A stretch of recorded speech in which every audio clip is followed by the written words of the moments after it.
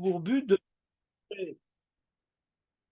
change tes habitudes, l'erlecha, sors de ta culture, de ce qu'elle regarde ta famille, ce qu'ils vont dire sur toi, Nimrod, ouais, ce que dit le monde, sors, l'erlecha, faut bouger.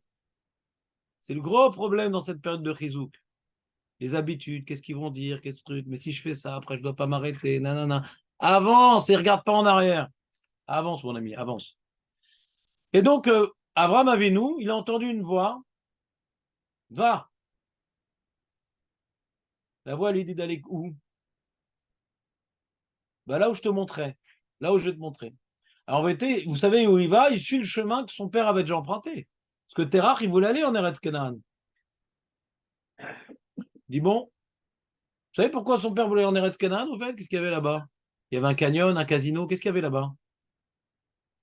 Qu'est-ce qu'il y a de plus en Eretz Canaan qu'il n'y avait pas là où il était? Non. Il n'y avait pas encore le Beth Amikdash. Il n'y avait pas encore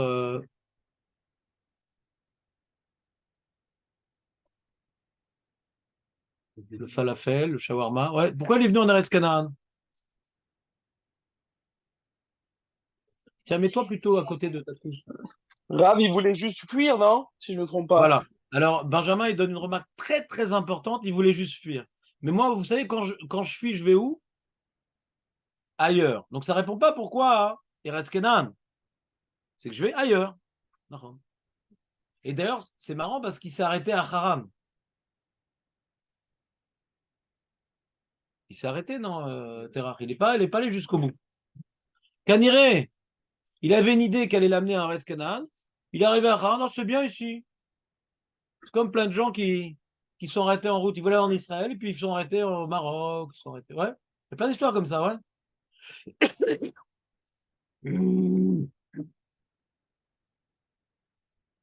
Alors, avant de rentrer dans le développement, qu'on va pas avoir le temps de finir, mais c'est pas grave, pas de ma faute.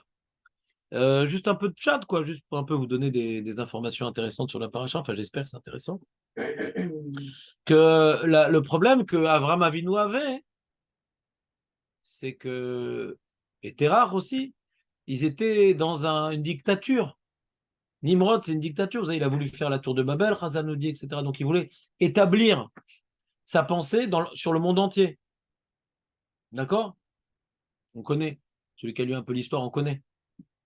Tous les dictateurs, ils veulent. Napoléon, il a voulu imposer les Lumières au monde entier. Les Allemands, le nazisme. Ouais. Chacun avec tous les empereurs, pour pouvoir conquérir d'autres peuples, alors ils viennent avec un idéal qui vient réunir tous les peuples. Il y a le communisme. Ouais. Les roulés. D'accord? Au lieu de dire maintenant qu'on va conquérir la Pologne, la Roumanie, non, vous restez Pologne, Roumanie, vous êtes communiste. En réalité, c'était complètement les sbires de la Russie. Mais c'est comme ça que ça marche. Donc Nimrod, il avait une certaine philosophie, idolâtre, machin, le feu, le truc et tout. Et donc, il y avait une seule façon de penser. Et on voit d'ailleurs dans le Midrash Avram Avinu qui s'y oppose. Il s'opposait donc à une façon de penser bien claire. Et Avram Avinu était prêt à mourir. Hein. Il était prêt à mourir. Il s'est jeté dans le feu d'ailleurs. Pour ne pas penser comme tout le monde. Le problème, c'est quand tout le monde pense quelque chose et que tu penses différemment, ouais, toute ta vie, tu vas te battre contre les autres. Et tu ne sauras pas exactement c'est quoi la vérité.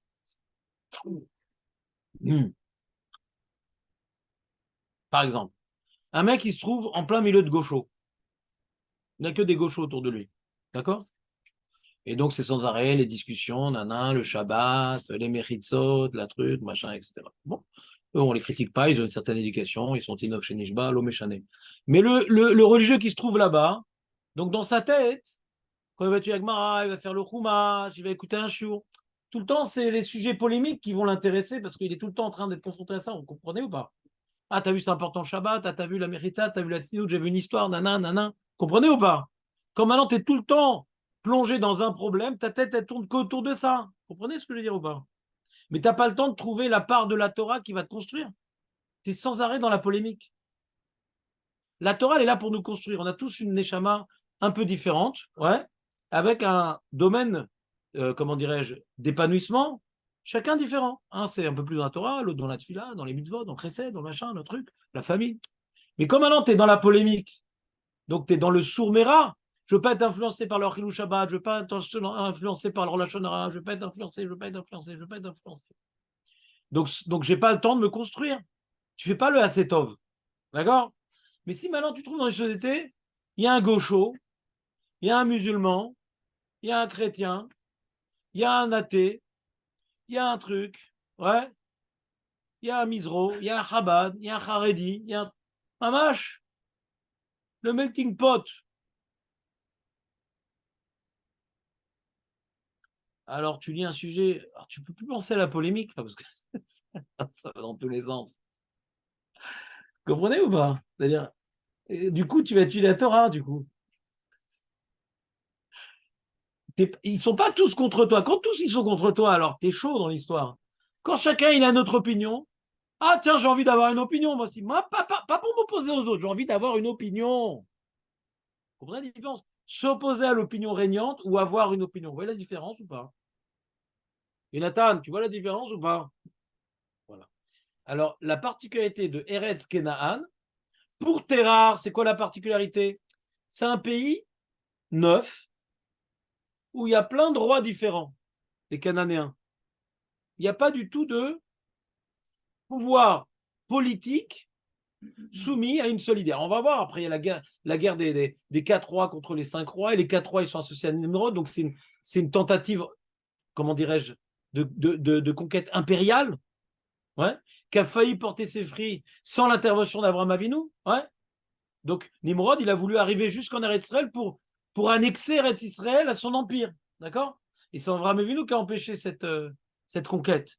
T'es avec moi ou pas? Mais tu as vu, en Eretz Israël, tu as les Pilishtim, ouais, que Bémet, Ben Adam Chavero, ouais, ils sont très forts, mais ils n'ont pas d'Irat Shamaim. Yazdom vers Amora sont très très nuls en Ben Adam Chavero et même en Ben Adam Akavom. Ouais. Donc on voit dans les histoires de Avraham, Yitzhak, Yaakov différents comportements, des philosophies complètement différentes. Ouais. Et donc Terrar, il dit là-bas, c'est donc un endroit où on ne va pas être menacé par la philosophie nimrodienne. Il a perdu quand même son fils. Haran, ouais, qui a voulu faire comme son frère, Avram en jetant dans le feu. Donc lui, il est parti de Terrar pour protéger sa famille et penser qu'en Israël, ça allait être un abri. Pourquoi c'est un abri? Parce que Nimrod, il n'a pas la possibilité d'y aller, parce que c'est pas un peuple qui sont en train de conquérir, qui sont tout jeunes, tout forts, tout plein d'idéalisme, et qu'ils ne sont pas là d'être menacés par le pouvoir nimrodien. D'accord? Mais il arrive à Haran, il sait bien ici. Je vois pas tellement Nimrod qui est là.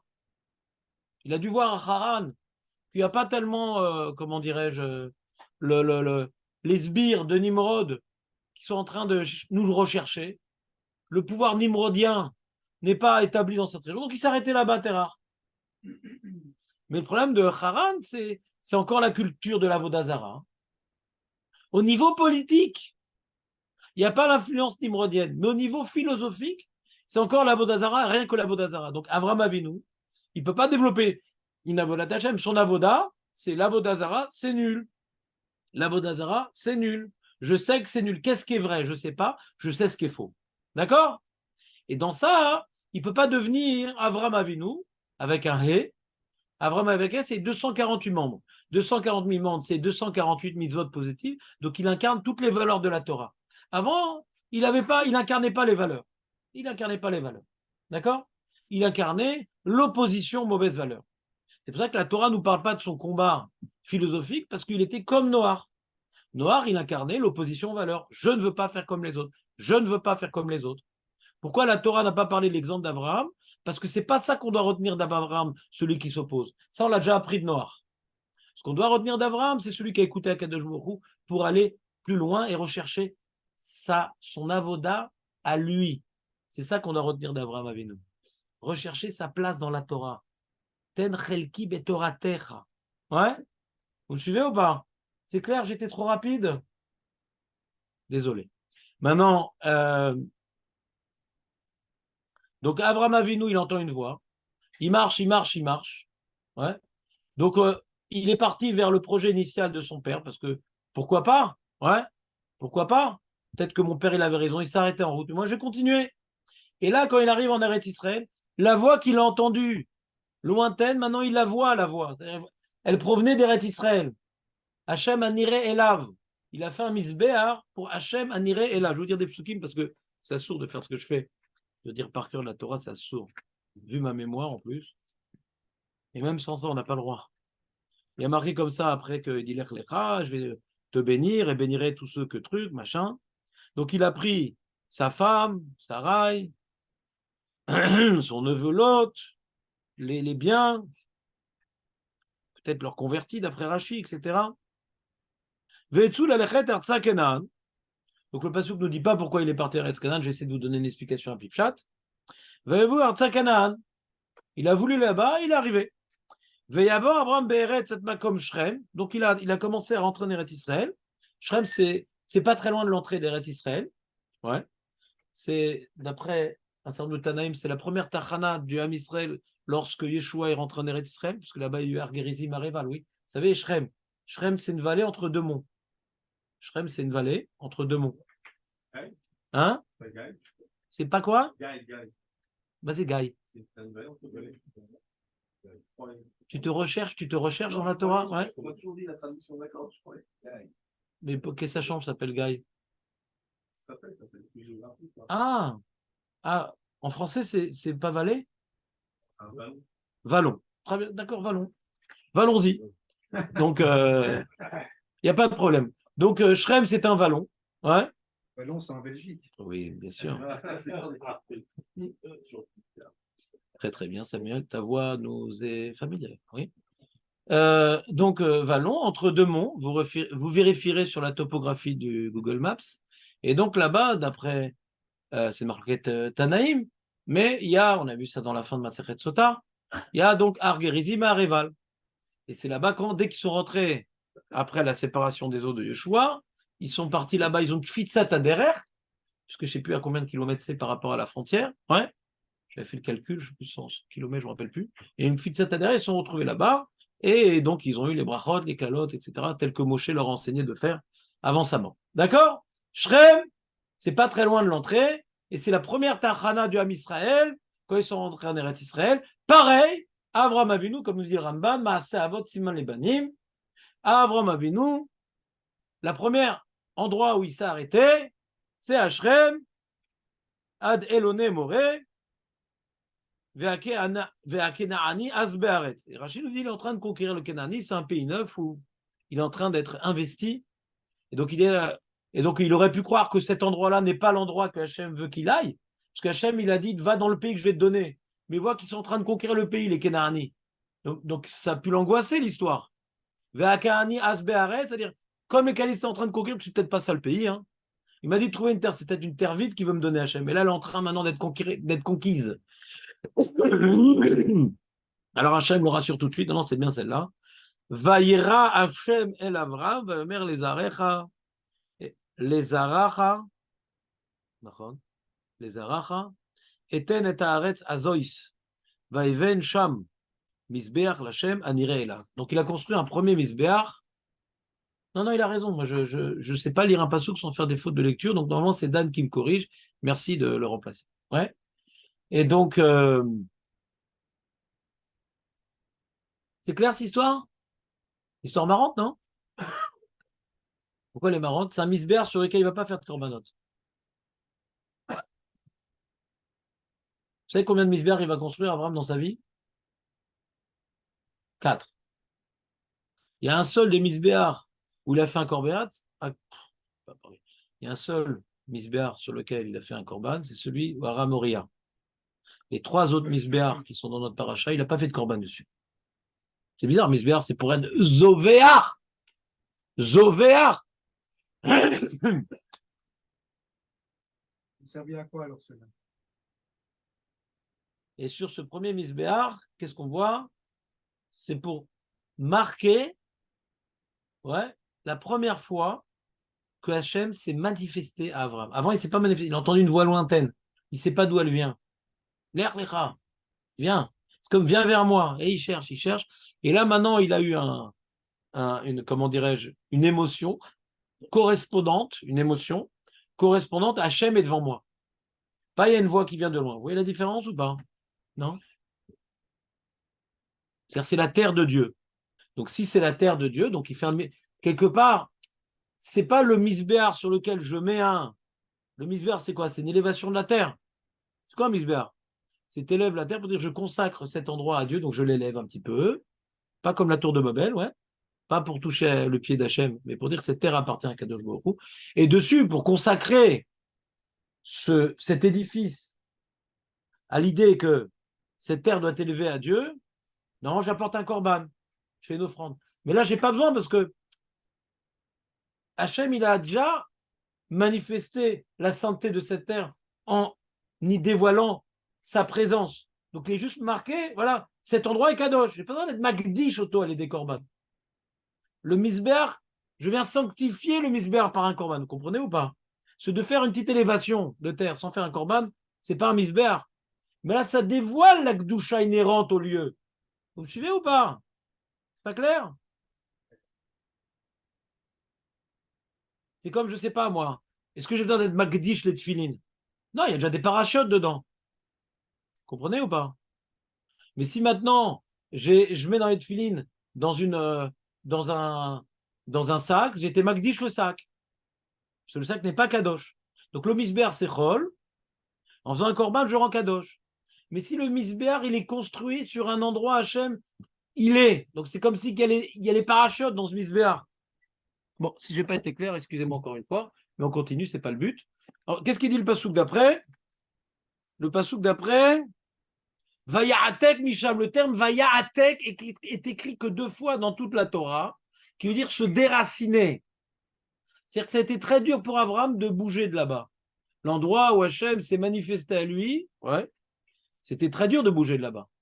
Lui qui cherchait Akadosh Baruch Hu toute sa vie et qui l'a trouvé, mais il a compris maintenant qu'Hachem, puisque Hachem lui a dit que tu vas avoir une descendance et que je vais te donner une terre, il doit maintenant parcourir toute la terre que Hachem veut lui donner.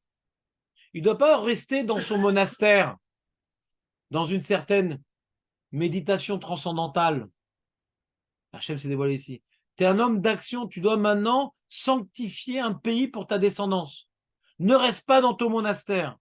Donc il a dû se déraciner, lui qui cherchait tellement Dieu et qui s'est manifesté à lui, mais Hachem lui demande d'être dans l'action et non pas dans la contemplation. Vous êtes avec moi ou pas? J'ai toujours peur que je vous lâche. Élie, d'accord? Jérémy, parce que des fois, il y a trop d'idées, machin, truc. Ouais. Il s'est fait violence de sortir de son monastère pour venir quelque part établir le royaume de Dieu sur terre. Vayatek misham he'ara mikedem le bet el vayet haolo bet el miyam ve'arai mikedem, il est plus là Raymond pour me corriger, dommage. Vaïven sham misber lachem vaikra beshem Hashem. Alors c'est marrant ici parce que Hachem ne s'est pas dévoilé à lui et il a construit un misbéar. Makara! Hachem ne s'est pas dévoilé à lui. Pourquoi il a fait un misbéar sur lequel il n'a pas fait de korbanot? Il a marqué, qu'est-ce qu'il a fait là-bas, sur ce misbéar? Vaikra beshem Hashem. Il est venu invoquer le nom divin. Il est bizarre ce misbéar. C'est une initiative, c'est quoi? Hein? Initiative. Qu'est-ce qu'il est fort ce mec. Ah là là. Jonathan que toi, ouais. Azakubaro. Donc Jonathan nous rapporte une marade dans Sanhedrin, faites gaffe les jeunes. Une marade dans Sanhedrin, vous y arrivez très très bientôt. Vous savez, cette marade, vous y êtes presque. Même Dalet. Mad, ouais, Mad, c'est une marade de fou. Même Dalet, Mad. Là-bas, qu'est-ce qu'elle dit la Gemara? Elle dit un enseignement très bizarre. Et Jonathan, c'est l'enseignement très bizarre que nous a dit Jonathan, et je vous ai posé la question pour arriver à l'enseignement. C'est-à-dire quoi? C'est-à-dire que la Gemara nous dit, voilà, Abraham Avenu, il a eu à cet endroit-là une prophétie, une vision prophétique, que Aïe, c'est quoi Aïe? en Eretz Israël. Qu'est-ce qui s'est passé à Haï plus tard? Haï, c'est la deuxième guerre de conquête israélienne. La première guerre de conquête, elle est à Yéricho. D'accord? Elle est entièrement miraculeuse. La deuxième guerre, ouais, qui était à Haï, elle est entièrement Ishtadlout. Il a envoyé des Meraglim, ils se sont cachés, et ça a été une, on va dire, il y a marqué dans le Passouk qu'il y a eu 36 morts. Chazal nous dit en fin de compte, c'était Yair Ben Menaché qui valait comme 36 du Sanhédrin. Bon.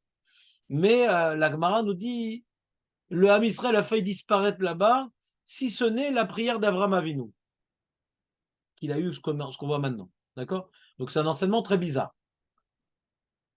Et là-bas, les Mefarshim, ils expliquent, Rashi, ici, donc il rapporte cette Gemara-là, je vous lis Rashi. Vaïven Shamis Behar, Nitnabe Shatidim Banav Lekashel Sham al Avon Achan.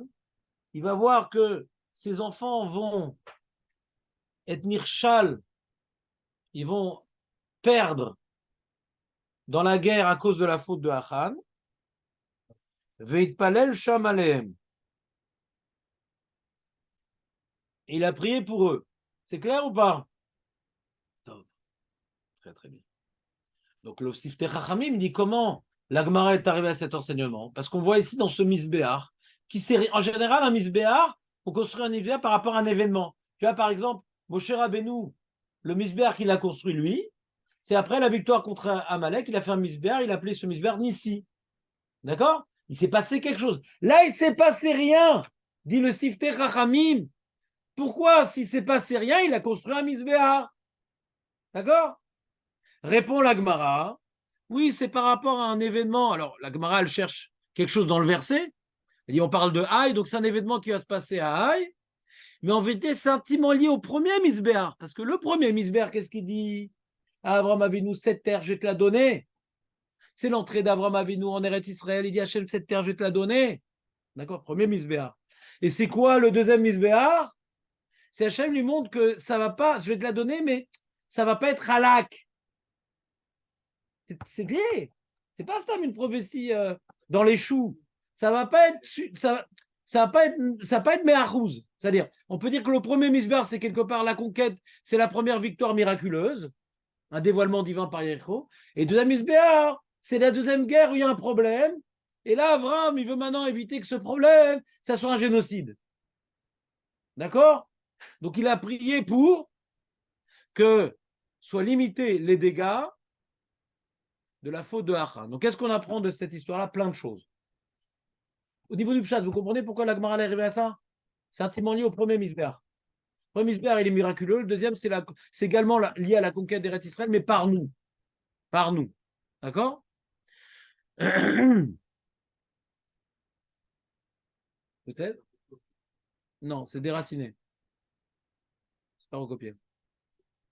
Ça, c'est le chorage du mot. Maintenant que quand maintenant on recopie, c'est qu'on déracine une idée pour la réécrire ailleurs. Donc c'est ce qu'on appelle la shon mouchal. Mais la texte, si je ne me trompe pas, ouais, au niveau maintenant du shoresh, c'est déraciné. Bekitsu. Donc, je vous ai rapporté dans la feuille qui commence par Bereshit, le Pasouk. Je vous ai rapporté le Keter Yonatan.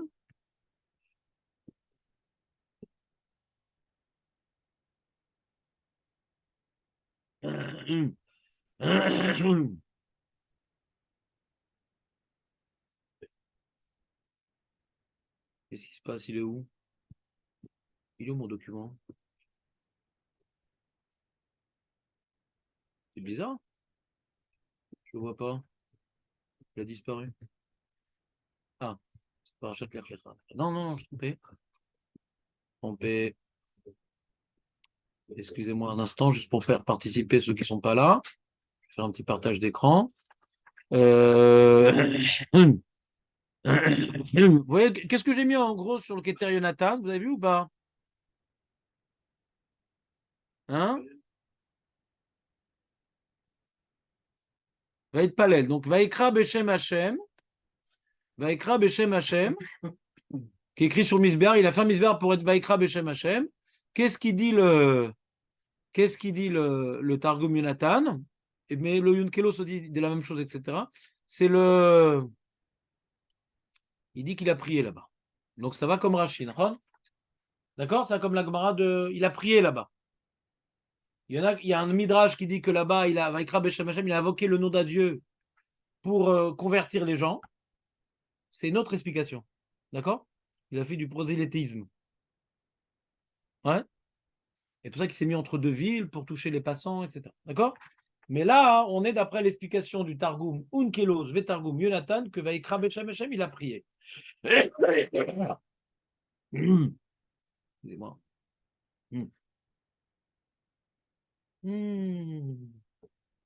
Gemara Sanhedrin. Vous voyez, la Gemara Sanhedrin, c'est une autre police de caractère. Elle rapporte un pasouk dans Yov. Aya Aror Shuara Lovetsar Bechol Mahamatse Kowa. Donc, comme d'habitude, le pasouk de Yov, on ne comprend rien. C'est-à-dire, comprendre le Sefer de Yov, c'est pas quelque chose de simple, c'est un métier, c'est un vrai job. Ouais. C'est vraiment, chaque pasouk est difficile à traduire. Et après que tu as compris le pasouk, il faut comprendre la cohérence d'un pasouk par rapport à l'autre, le chapitre. Et quand tu as compris tous les chapitres, mais c'est quoi en fin de compte? Pourquoi il a écrit tout ce livre? C'est pour ça qu'on étudie ça à Tchabéa, parce qu'on ne comprend rien. C'est une grande souffrance. Ouais. Amar Rabbi El Azar. Léolam, écoutez bien cette phrase-là. Cette phrase-là, elle doit être imprégnée dans notre cerveau, dans nos émotions du cœur, dans notre bras et dans tous nos membres et dans notre bouche. Écoutez bien cette phrase-là. Elle doit nous accompagner 24 heures sur 24 ou tout au moins 3 fois par jour. Leolam yagdim adam tfila letzara. Leolam yagdim adam tfila letzara. Un homme, il doit prier avant d'être dans la détresse. Shelmale yagdim Avraham Avinu tfila letzara ben betel ou ben be'ay. Si Abraham n'avait pas prié pour ses descendants, il ne serait rien resté du Ham Israël. Sonem chez l'Israël, c'est pour pas dire du mal sur nous-mêmes. Et donc la Gemara l'apprend un enseignement. Que maintenant Abraham il ait eu une inspiration prophétique, c'est une chose, mais qu'il ait décidé de prier, c'est autre chose.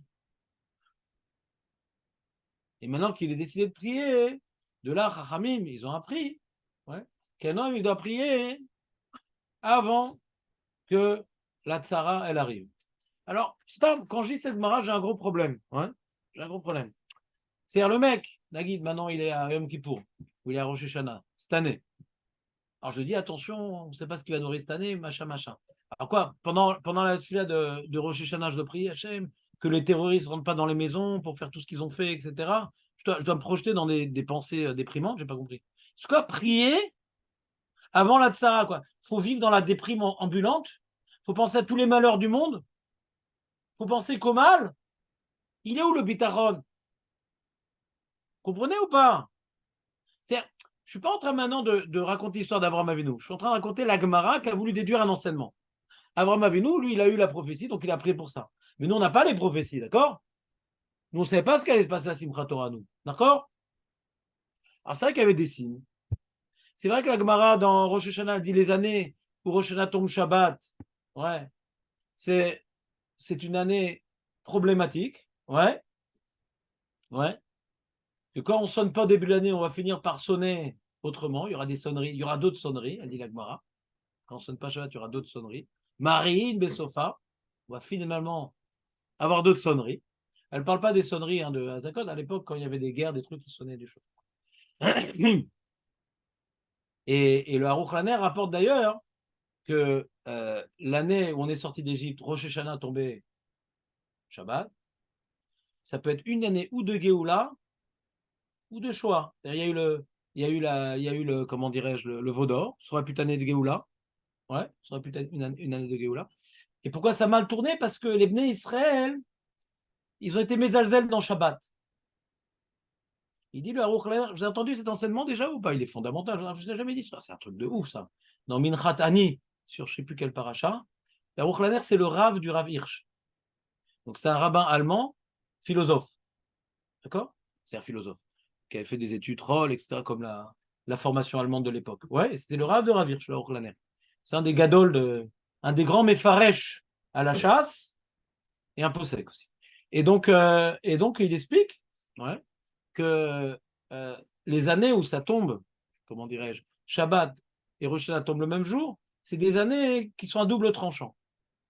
Et le Rav Diner, qui est un des possèques de Mnebrak, il a dit que l'année où il y a eu la Shoah, c'était Rosh Hashanah qui est tombé Shabbat. Et il a fait la liste de tous les Rosh Hashanah qui sont tombés Shabbat, etc. Et le Aruch LaNer fait son développement et il dit pourquoi, qu'est-ce qui se passe, quel est le point déterminant, quel est le point déterminant que ça va être Géoula ou Galout? Qu'est-ce qui est déterminant? Razak.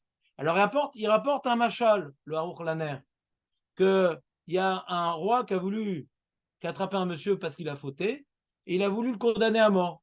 D'accord? Et il y a la femme qui est venue, elle a supplié le roi, je vous en supplie, ne le tuez pas, si vous le tuez, vous m'avez tué, vous avez tué mes enfants, il ne reste plus rien de la vie, ça ne sert plus à rien de vivre et tout, vous ne tuez pas un homme, vous tuez une famille.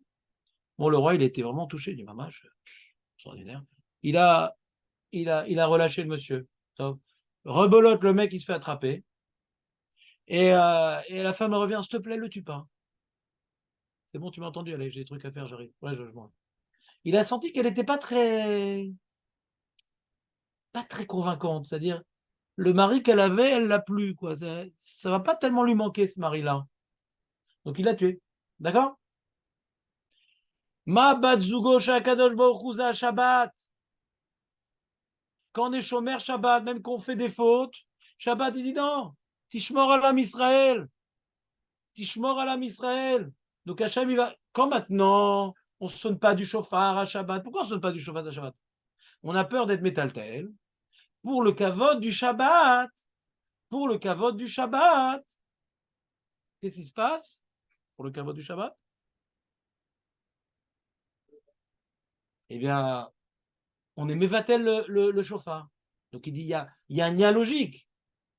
Si la raison pour laquelle tu n'as pas sonné du chauffard, c'est parce que tu as voulu respecter Shabbat et que tu respectes Shabbat, donc Shabbat va te protéger du chauffard que tu n'as pas fait. Elle est claire, cette phrase, elle est importante.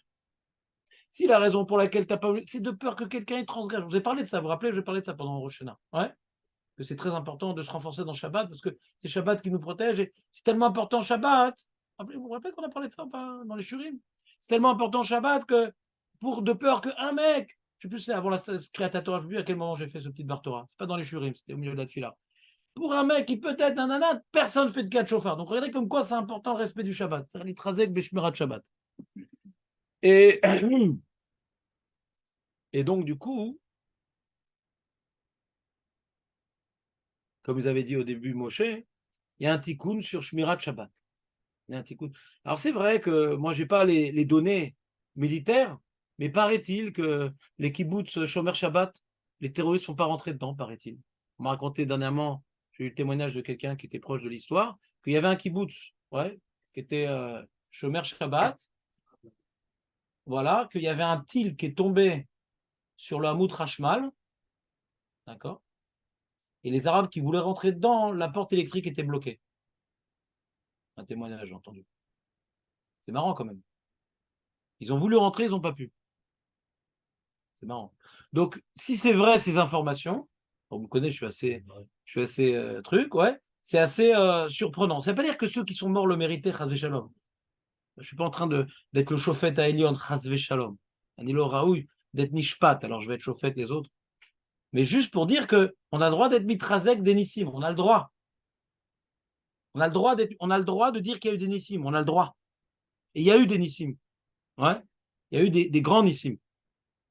Je l'ai raconté hier. Il y avait une famille là-bas dans un kibbutz qui n'était pas religieux, etc. Les clavim, ils essayaient de défoncer la porte, etc. Le père, il a dit, je vais prendre.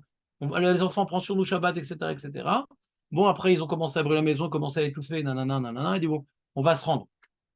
On va se rendre, parce que là, on va mourir. Et en fin de compte, les Arabes qui ont essayé de défoncer la porte, la même histoire avec le char. La même histoire. C'est manienne, je n'ai pas fait le rapprochement avant. en essayant de défoncer la porte, ils ont cassé la poignée, ils n'ont pas pu sortir du Mahamad. Donc ils ont été tous sauvés. Les Arabes qui ont défoncé l'électricité, ils n'ont pas pu rentrer. Et les Arabes qui ont défoncé la poignée, ils n'ont pas pu sortir. Et les deux, il y a le point de commun Shabbat. C'est marrant. C'est marrant. C'est quand même marrant. Donc, au passage, il faut se renforcer dans la Chod Shabbat. Mais ça va, moi je suis Shomer Shabbat. Je sais pas. Moi je pense qu'on est tous des Chomer Halel Shabbat. Ouais. Mais Shogeg. Ouais. Pas pour vous, mais moi je pense être Halel Shabbat. Pas tous les Shabbats, mais parfois. Dans des cas particuliers. Normalement, c'est quoi? Qu'est-ce qu'on fait, nous? Comme on n'a pas de mémoire, on est des Amaretim, qu'est-ce qu'on fait? On essaie d'avoir une discipline. Ouais. La plata, je la mets comme ça. Le café, je fais comme ça. Donc, comme ça, j'ai pas besoin d'avoir une bonne mémoire, j'ai une discipline. D'accord? Mais des fois, il y a un cas particulier. Putain, la plata, elle tombe en panne. Putain, le café, si. J'ai pas mon café habituel, c'est du café turc, je ne me rappelle plus la lacha. C'est comme j'ai vu une lacha du Badat. Le Badat, il a mis une lacha, il a dit il n'y a pas bichoul après bichoul dans le café, d'accord? Mais il dit le café mocha ou vanille, les éléments mocha et vanille ne sont pas cuits. Donc, il y a oui bichoul d'oraïta, par exemple. Donc, tu es à une simcha, il n'y a pas de café normal, ton mocha ou vanille. Tu n'as pas étudié la lachot. Ben, tu fais bichoul. D'accord? Donc, faut être. C'est comme le mec maintenant qui est à l'armée, il doit être au courant de toutes les armes, etc. Sans arrêt, ouais. C'est pas j'ai fait mon armée il y a 20 ans, je connais. Mais les choses, il faut être au courant, il faut se tenir. La Chod Shabbat aussi, il faut se tenir au courant. Donc, Bémet, il faut se renforcer dans la Chod Shabbat. Je me suis engagé à ne pas vous les faire parce que je suis trop nul pour vous enseigner ça. Et comme je suis trop nul, ça va prendre beaucoup de temps pour vous faire un cours de qualité. Donc, ça va être au dépend du cours qui vient après. Donc, je ne peux pas vous enseigner la Chod Shabbat, je suis désolé. Mais vous avez la possibilité d'écouter des cours en français, en anglais, en arabe, ouais, dans toutes les langues que vous voulez, ouais, d'avoir des livres en français, en anglais, en arabe. Vous n'avez pas besoin de moi pour connaître Halachot Shabbat. Surtout que j'avais fait un peu d'Halachot Shabbat ici et j'ai vu que d'écouter le cours, ça ne vous faisait pas forcément de bien parce que quand je pose des questions après, vous ne vous rappelez pas de tout. Alors que si vous faites une discipline, vous lisez, après vous révisez, je pense que ça fera plus de fruits que si je vous donne un cours, vous êtes encore passif. La New Dati, c'est peut-être subjectif pour avoir bonne conscience pour vous donner les cours le Shabbat, mais en tout cas, l'homme échané. Bonne confiance ou pas mauvaise confiance, l'homme échané, je ne vous ferai pas de cours sur la Chod Shabbat. D'accord? Point. Mais ça n'empêche que vous avez le devoir, parce qu'on a ici un message Mina Shamaim, qu'on a un devoir, que nous qui sommes un peu Shomer Shabbat, devenons-le entièrement. Alors, devenons-le entièrement, c'est aussi prier pour que les autres fassent Shabbat, c'est aussi parler à des gens ouais, pour qu'ils étudient la Chod Shabbat, ça peut être notre femme, ou essayer de convaincre des gens à être Shomer Shabbat. C'est pas uniquement mon Shabbat à moi, on parle du Shabbat de Ham Israël. D'accord? Donc, il y a différents niveaux de Rizouk par rapport au Shomer Shabbat. D'accord? C'est bon? Donc, ça, c'était pas du tout sujet du jour, et donc c'est dommage. Mais, tout ça pour dire que on avait déjà des éléments inquiétants. Le manque de Hardout, la Torah elle a été donnée à Hardout, c'est l'unité la Torah. Simchat Torah, c'est Shabbat et l'unité. Ouais? Et il manquait les deux. Parce qu'il y a d'un côté, il manquait d'unité, et il y avait une guerre des Smolanim contre Shabbat. Puisqu'ils ont empêché la sonnerie du chauffard du deuxième jour en faisant du bruit, etc. Ouais, même si c'est une minorité, même s'ils ont peut-être des circonstances atténuantes, ce n'est pas le sujet. Mais en tout cas, c'était une guerre contre le Shabbat. Il y avait une guerre, quoi. Vous ne vous rappelez pas qu'ils ont boycotté le métro qu'ils ont fait parce qu'il allait fermer Shabbat. Il y a toujours eu un problème avec le Shabbat. Mais là, cette année, c'était particulièrement virulent. Et si les Chilonim sont excités contre le Shabbat, c'est que nous-mêmes, on est halage dans le Shabbat. Ça vient de nous, le problème. Si nous, on est chazak dans le Shabbat, Minashamayim Hashem, alors il protège le Shabbat. Si nous, on est halage dans le Shabbat, alors pitom, les gens qui sont Tinok chez Nishba, ils ont des mauvaises idées sur le Shabbat, pitom, qui leur gênent dans leur tête. On est responsable. Je ne suis pas en train d'accuser les shmolos. On est responsable. C'est notre manque de shmirat Shabbat qui a entraîné ces folies dans leur tête. Mais ils sont battus contre le Shabbat. C'était une guerre incroyable, la guerre qu'ils ont fait contre le Shabbat. D'accord? Donc voilà, c'est facile d'expliquer les événements après, d'être prophète après coup. Donc c'est pas ça le sujet du cours. Mais en tout cas, on aurait pu ressentir quelque chose. Mais quoi? Alors ça veut dire que dans ma tfila, je dois penser aux horreurs qu'ils auraient pu faire et déjà prier, c'est bizarre. Ma putain, qu'on va nous demander d'avoir de telles tfilotes. C'est pour ça que je vais vous lire le Midrash Tantruma. Je vais vous lire le Midrash Tantruma. Il y a tout un développement hyper profond sur ça, mais un truc de malade que je n'ai pas pu vous faire à cause des tfilines et de mon bavardage. Ouais, malasot. Je veux dire, pas tout le monde est là à 8h30 non plus. Eh bien, regardez le Midrash Tantrouma qui est rapporté dans notre maître, le Ber Moshe, que j'ai rapporté la semaine dernière aussi. L'Admour, qui est mort en 1971. Il dit comme ça. Vous voyez le Tantrouma qui est dans le Ber Moshe? Hein? Miketz Yud. Tantrouma. Non, c'est pas clair? Au milieu du Ber Moshe en caractère gras. Etc. Alors, je voulais vous expliquer un peu le contexte de la paracha, mais là, j'ai plus le temps. Donc, il rapporte le pasuk de la Gemara Sanhedrin. Mais kol mamatzekoar, loti et bosser. Alors, il dit le Midrash, ne sois pas mévasé. Écoutez bien, c'est vraiment ces messages que veut qu'on retienne ici. Loti et mévasé, beshat arvacha, chez Lolit Palel. Quand tout va bien, bon, Hachem, je suis en bonne santé, j'ai pas de problème d'argent, les Arabes, ils sont dans leur niche, tout va bien. Tout va bien, Baruch Hashem. Alors, tu vois pourquoi je prie? Tout va bien. Altime vasé. Amara Kajbuchu. Kishem Shani Zakouk. Léorid Geshamim ou Telalim. Ou les Gadel Tzmachim ou l'Achiot Abriot. Tu vois qu'en permanence, dans les lois de la nature, en permanence, je donne la pluie, je fais pousser les arbres, les fruits, etc. Tu vois que c'est en permanence. C'est pas pitom, t'as faim, il n'y a rien, t'as faim et alors je te fais pousser un arbre. Tu vois que c'est en permanence que je te donne des moyens de subsistance. D'accord? Car, tiye zakouk litpalel lefana ou levarech oti me'en ma'asai. Velo tomar ani berevach mani mitpalel. Ou כשתגיע לך צרה תבוא ותתפלל. אלא עד שלא תבוא לך צרה, הווה מקדים ומתפלל. Et dit, okir לעשייך, תכבד את הרופא שלך עד שלא תצטער. Il y a par exemple dans ta communauté un monsieur très antipathique, mais qui est médecin. Alors, s'il n'était pas médecin, ouais, alors tu lui aurais pas parlé, tu aurais fait des petites remarques, etc. Comme il est médecin, il dit Trabed, on ne sait jamais, peut-être tu auras besoin de lui. Donc, vous comprenez ce phénomène ou pas? Il y a des gens comme ça qui ont certains postes dans la vie où on fait un effort pour eux parce que ça pourra servir peut-être un jour. C'est beau, c'est pas beau, c'est pas le sujet. En tout cas, c'est comme ça la vie. D'accord? C'est bon ou pas? Alors, quel rapport avec le machal et l'histoire? Techabed, on ne parle pas de Mechabed ici. On parle de prier à la tsara avant qu'elle arrive. On ne parle pas de Mechabed. Et qu'est-ce qu'il dit le Midrash? Il dit, pour prier avant l'horreur, il dit L'itpalel lefanaï ou levarer oti me'en ma'asai. Levarer oti me'en ma'asai. C'est quoi levarer? J'ai passé plusieurs heures à essayer de comprendre c'est quoi. Levarer oti me'en ma'asai. Attends, au début, on parlait de Tfilat Tsara. C'est quoi Tfilat Be'at Tsara? Hashem, Tatsil oti. Totsi oti mi'at Tsara azot. Ça s'appelle une Techina. Ça s'appelle une Tsa'aka. Mais ça s'appelle quoi? Ça s'appelle pas une bracha.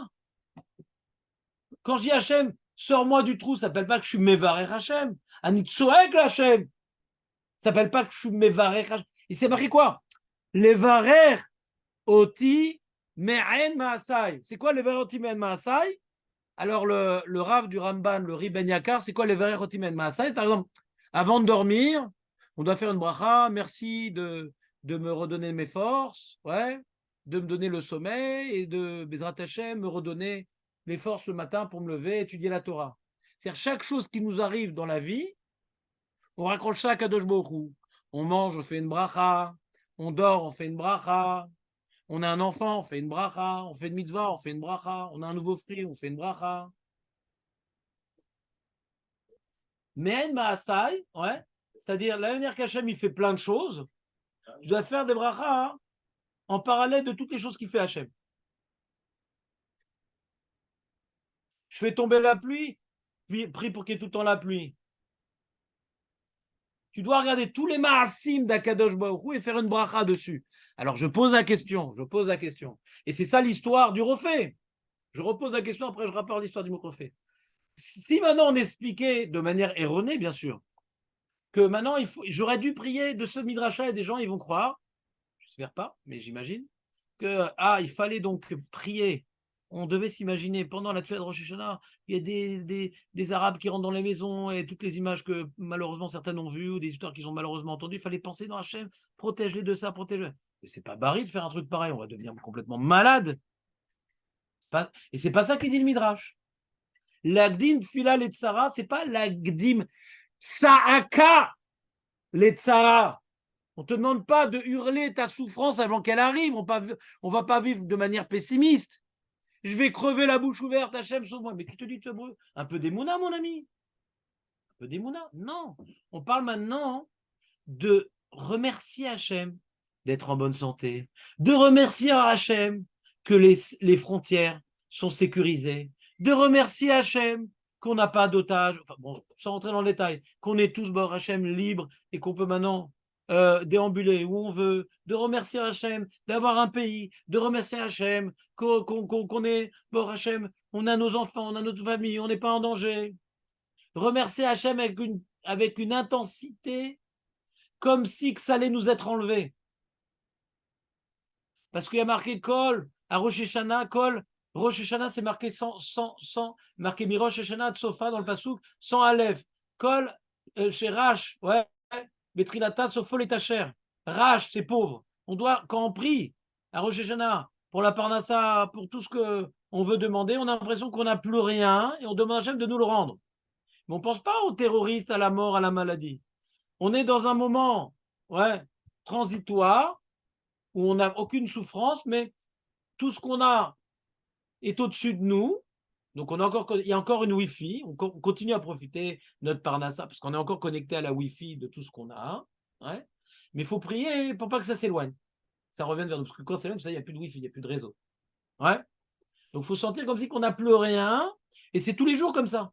Quand on prie pour la Chorma, on prie Hachem que si, Baruch Hachem, j'arrive à réfléchir, j'ai toute ma tête, Baruch Hachem, toutes les brachot. Dans l'Amida, je vais vous expliquer un truc très important, qui est intimement lié à ce midrash-là. Jonathan, tiens bon, c'est très important. Dans l'Amida, dans toutes les brachot de l'Amida, il y a deux trucs. Il y a des demandes, d'accord? On demande Hachem, Refaenu, ouais, Barech Aleinu, il y a des demandes. Mais vous remarquez que la Khatima, ce n'est pas une demande. Mais Barech Hashanim, c'est une glorification. C'est-à-dire qu'on. Alors, c'est quoi le écart? La demande ou la glorification? Alors, la tfila, le but de la tfila, c'est de prendre conscience que Hachem est tout et qui donne tout. C'est ça le but. Donc, c'est de glorifier Hachem. Maintenant, on se projette dans une situation où on risque de manquer, bien qu'on ne manque pas, ou mieux encore, quand déjà on manque, quand quelqu'un manque de quelque chose et qu'il demande, il se rend compte que, quand Asa manque de quelque chose et qu'il supplie de demander, ils comprennent d'où ça vient ce qu'ils avaient gratuitement. D'accord? Ça a l'air. Quand maintenant quelqu'un, il a mal à la gorge, sans citer personne, et maintenant il a une kavana particulière dans Refa et nous, c'est plus facile de prendre conscience que la brioute et la maladie dans le monde Hachem quand tu en as besoin de sa largesse. Mais même quand tu n'as pas mal à la gorge, refait, il est refait Hachem, même quand tu n'as pas mal à la gorge. Maintenant, le fait de demander te fait prendre conscience que ça dépend de lui. Mais le écart de la tfila, c'est quoi les tfila? On a dit les tipalel. C'est de porter un regard sur le monde lucide. C'est quoi le monde? Tout provient d'Akadosh Baruch Hu. Les tfalel, c'est se juger dans le monde. Moi, qui suis en bonne santé, qui n'ai pas de problème d'argent, Baruch Hashem, que ma famille est en bonne santé, Baruch Hashem, Blienara, Vechoulé, les Itpalel, je viens me juger par rapport au monde, tout ce que j'ai, c'est un cadeau d'Ajourou, je vois les cordons ombilicaux de chaque chose que j'ai, c'est connecté à Kadosh Baruch Hu, c'est ça la tfila, juger le monde, se juger par rapport à la vraie vision qu'on doit avoir du monde. Je me juge, qu'est-ce que je suis vraiment dans le monde? Je suis rien sans Hachem. Alors comme maintenant je suis dans la détresse, je m'en rends plus compte. C'est ça que pour le Ramban, dans la détresse, c'est d'Oraïta le devoir. Mais d'après le Ramban, non, tous les jours, tu dois prendre conscience que tout ce que tu as, même si tu l'as, tu ne l'aurais pas eu si Hachem ne continuait pas à le donner. Si Hachem ne faisait pas tomber la pluie et faire pousser la nourriture, tu n'aurais pas de quoi manger. Donc tous les jours, tu dois avoir la pluie et la nourriture qui est là. Tous les jours. Il faut pas attendre d'être dans la détresse pour voir Hachem. C'est ça le Midrash. Le Midrash, il ne faut pas attendre dans la détresse pour voir que tu ne dépends que d'Hachem. Léolam Yagdim Adam Tfila Lifnet Sarah. Ça veut dire quoi? On n'a pas besoin des horreurs qu'on a vues à Simchat Torah pour sortir que la salle est protégée par Hachem, pour sentir que la Parnassa, elle vient d'Akadour, parce que la bourse, le machin, il y a tout plein de problèmes. Ouais. Pour sentir que d'aller gentiment à mon travail, c'est un cadeau d'Hachem. Pour sentir que d'envoyer mes enfants tranquillement à l'école, ça vient d'Hachem. Il faut ressentir en permanence que tout vient d'Akadosh Baruch Hu, ça évite la tsara. Parce que là, du coup, Hachem, attends, c'est comme l'histoire d'Amalek. L'enfant qui est sur les épaules. Il dit, il est où papa? Il est où papa? Ah, tu sais pas, il est où papa? T'as oublié que ton papa, il t'avait pris sur ses épaules, il a dû le descendre. Ah, papa, et remet sur les épaules. C'est l'histoire d'Amalek, les amis. On a eu des Nissim. On a des Nissim. On aura des Nissim. D'accord? On a plein de Nissim au Hachem. Tout le monde dit, les policiers qui ont été Makrim Nafsham, ils parlent de Nissim incroyable, ce fameux Simchat Torah, et que s'ils étaient quoi, 2 contre 20, des trucs incroyables, d'accord? Mais eux, ils ont des pistolets, certains des fusils, ils avaient des RPG. C'est impossible de comprendre. Ils sont entraînés en Iran, les mecs. Eux, c'est des policiers, c'est pas forcément des soldats de haut niveau. Ils ont fait l'armée, mais ils ne sont pas forcément des soldats de haut niveau. Comment ils ont pu 2 contre 20, contre 30 des fois? Des fois même des shooters. Il faut voir les Nissim, les amis, il faut voir les Nissim. Et ils ont dit, si on n'avait pas arrêté, ils auraient massacré toute la ville de Ofakim, de Jderot. Toute la ville, parce qu'ils étaient des milliers. Donc on a eu, chaque personne qui a disparu, c'est une perte irremplaçable. Mais ça aurait pu être énorme, sans oublier que le Hezbollah, c'était prévu, d'après certaines sources, qu'ils rentrent dans la guerre. Et Hezbollah, ce n'est pas de la rigolade. Et s'ils étaient rentrés dans la guerre, je ne sais pas combien de renforts seraient venus sur le sud. Ils seraient plutôt venus sur le nord, parce que c'est beaucoup plus dangereux, le Hezbollah. Donc le sud aurait été conquis. Pas massacré, conquis. Parce que si les 1500, ça marche, ou les 2000, après ils envoient tout le monde s'ils voient qu'il n'y a pas d'armée. Ils en ont des dizaines de milliers. Le sud aurait été entièrement conquis, les amis. On est passé à côté d'une horreur. Donc, il y a des Nissim, il y a eu des Nissim, il y a des Nissim, il y aura des Nissim. Mais si on vit dans le Ness, que la pluie c'est un Ness, que le blé qui pousse, on n'a pas besoin de ces rappels de Nissim. Donc pourquoi ce message, je trouve qu'il est adapté à ce que nous vivons aujourd'hui? Il y a des gens qui se ramollissent. Ils disent ça va, il y a l'Amérique avec nous, l'armée elle a repris la situation en main, etc. Et reprennent leur vie. Serlit Palel Archav de voir au jour le jour comme quoi Hachem il intervient, que bon Hachem, les opérations de Tzal marchent magnifiquement bien, qu'ils arrivent à neutraliser un certain nombre de terroristes. Bénissim, Nessim, si on ne voit pas les Nissim de ce qui se passe maintenant, mais on voit Tzal et on voit les Américains, et on voit le feu rouge, le feu vert qu'a donné l'Europe et je ne sais pas qui encore, c'est que maintenant, on appelle la Tzara Abba Chazve Shalom. Donc pour pas que les choses se détériorent, la situation empire, c'est la Gdim Tfila de l'Irot et Hachem Kol Rega Verega. Depuis cet événement de Simchat Torah, pour la première fois de ma vie, j'arrive un peu plus à ressentir la présence divine à côté de moi. Donc du coup, j'arrive mieux à prier, j'arrive mieux à étudier. J'arrive un peu plus, c'est rien par rapport à ce qu'on devrait faire. Mais du coup, j'ai compris qu'on est complètement dans la Kodesh Baruch Hu. Si on intensifie notre chouva, on ne se ramollit pas, c'est Vadaï qui aura la Géoula. C'est Vadaï. Parce qu'il y a marqué l'année pour Rosh Hashanah. Ça tombe Shabbat, c'est ou ça ou ça. On n'a pas le choix, les amis. C'est ou ça ou ça. On n'a pas le choix. Donc il ne faut pas se ramollir. Il faut se projeter, non pas dans les horreurs qui risquent d'arriver. Bon, tu as toujours un télé qui t'aide pour. Tu n'as pas besoin d'imaginer, ils te font tous les schémas les pires. Ouais. Mais juste, c'est quoi? Alors de quoi on priait? Chaque instant, je respire, Bor Hachem. Regarde, j'ai mal à la gorge. Moi, quand j'ai mal à la gorge, j'étouffe la nuit. C'est comme ça, je ne dors pas de la nuit.